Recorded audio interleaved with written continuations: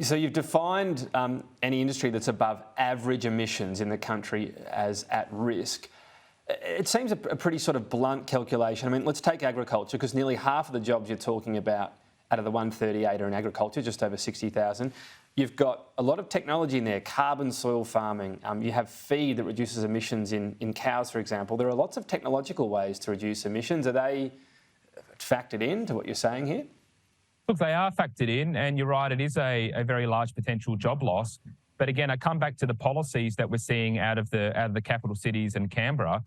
They're very clearly saying that the bulk of the emissions reductions are going to need to come from the energy sector, from the agricultural sector, and from the transport sector. You only have to look at what's been happening internationally in Canada or the UK, for example, who are more advanced down the path of these net zero policies, to see that it's precisely those sectors that are incurring the greatest costs. And don't forget, this is a part of the world that is putting food on the plates of Australians, ensuring that we have the lights on. It's critical to our prosperity and our national security. My concern is a lot of the policies that we're seeing out of the cities is very short-sighted. We have AEMO today identifying that we have a critical energy shortfall, which just means higher prices. They're already going up very rapidly. And we face a very serious issue right here and right now on our national energy market, unless we get more energy suppliers onto the market. So when you say those technologies are factored in, how so? Are you assuming that many of the technologies that, not all of them are proven at scale, but in agriculture do take off, or they don't? And what's the cost of them? How have you factored them in?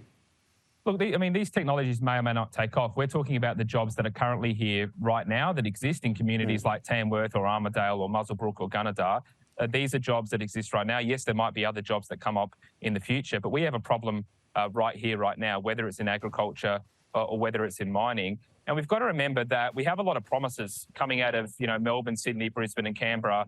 I'll give you an example of, solar farms which are being held up to be able to replace some of the jobs that are being lost in mining communities. Yes, there are jobs, and yes, it can be a part of the future.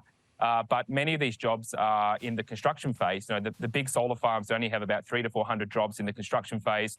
Then you've only got about 30 or 40 jobs which are ongoing. And so the reality is in communities that really rely on a mining sector and an agriculture sector, the new green technologies simply aren't enough to replace the jobs which are being lost. And I'll just make one other observation. Some previous analysis we undertook on this found that over the past decade, for every one job that had been created in the renewable sector, 5 jobs had been destroyed in our manufacturing sector. So yes, there are jobs in these new green areas, but they're nowhere near as well paid, and there's not enough of them to sustain communities.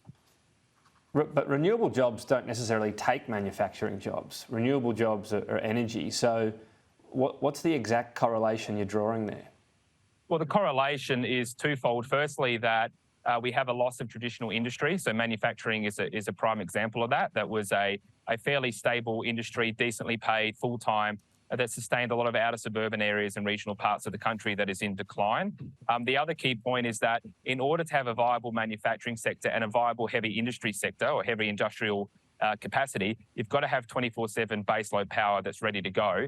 AEMO has clearly said we're losing our baseload power supplies. Like I say, wind and solar can play a role, but we haven't lost it yet. We've still got baseload power on a mass scale. But you're saying we've lost manufacturing jobs. That's been a trend for decades. I'm just wondering how you're linking that directly. No, it's only really the last decade where you've seen a sharp drop to manufacturing. Yes, I accept they've been declining as a share of the total. A big part was cars. I mean, that was a government decision on subsidies, wasn't it? Yeah, that was a part of it. But we've also seen other areas of the manufacturing sector close down.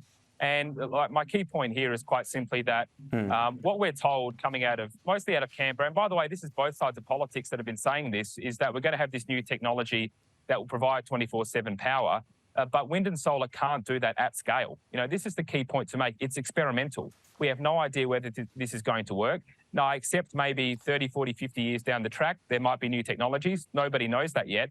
But AEMO and the Australian Consumer and Competition Commission have made it clear. It's not experimental. We know the technology. There are questions as to how much it might cost to... Well, it's not. It's about cost, right? So we know it works. It can be a question of cost and how many days do you need to back it up. So I accept there's some complexity there, but I don't think it's fair to call it experimental technology. What about green hydrogen? I mean, that could or could not work. That's certainly in the phase of we'll see, but If that Again, does work, that could be a game changer. But what's your point there, that it might work, it might not, and that's the concern? Yeah, I mean, the key word you used there is could. I mean, there's lots of things that could happen, but we've had key government bodies, AEMO today, reinforcing a series of analysis saying that right here, right now, we have a practical problem. And my concern is we have a lot of political leaders that are talking about abstract things, technologies that may or may not come online, but we have families that are suffering with very high power bills and communities here in Tamworth and around the rest of the outer suburbs and regional Australia that risk losing their jobs today. This is not something we can wait for 10 or 20 years down the line. Daniel Wild, we've got to leave it there. Thank you. Pleasure. Thank you.